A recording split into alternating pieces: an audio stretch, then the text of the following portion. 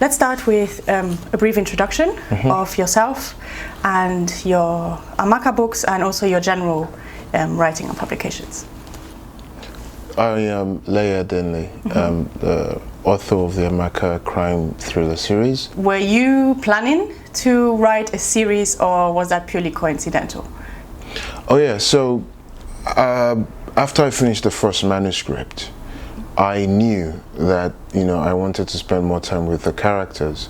So as of that time, I already had a second book in my mind, in my head, waiting to be written. In fact, I had written the dreaded second book before the first one was published.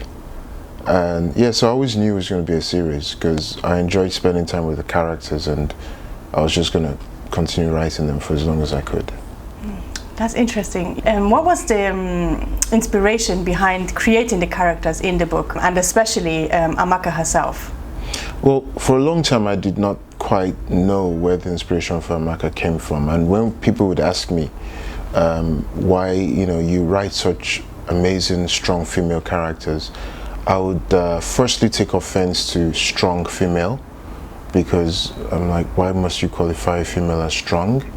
And then I would explain that Amaka is a composite character of the people in my life, women in my life.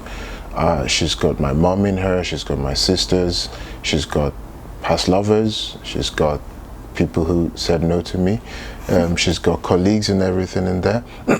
She even takes a name from one of such women, Amaka. She takes most of her backstory from somebody else entirely.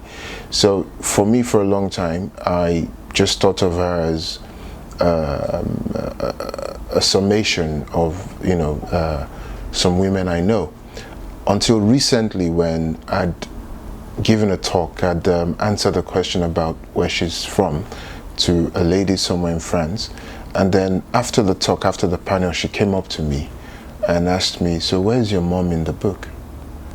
And it hit me that all along she was right there. It's Amaka.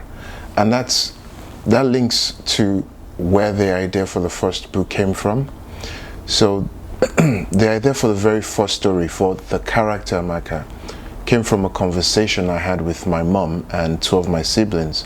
We had been talking about, like we always do, we had been talking about all the problems plaguing Nigeria and how to solve them. Between us, give us Nigeria, Nigeria will be fantastic.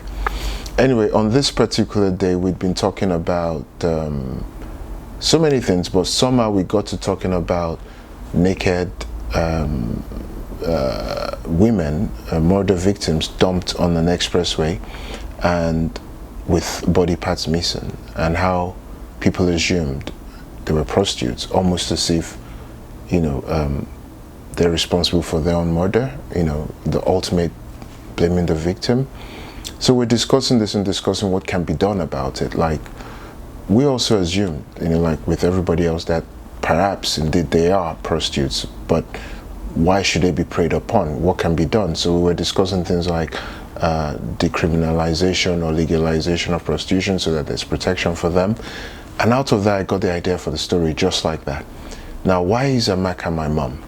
My mother spent a lot of time as the Director General Women Affairs, a lot of time as Director General Education in my state, and all through her life she was very particular about the plight of young girls, education of young girls. So much so that in university, a friend of mine, we'd been friends for a while, this lady, one day she's staring at me, kind of funny, and then she says, "Are you Leye Adenle's son?" I'm like, "Yes." And she starts crying. And then she tells me how, if not for my mom, she wouldn't be in school today. And she tells me a deeply personal story about how my mom had, as Inspector General of Education then, how she had stepped in and gone over and above. She didn't know this girl, but this case came to her table, and she decided, nope, you're not going to kick her out of school. Nope, you're not going to deny her an education.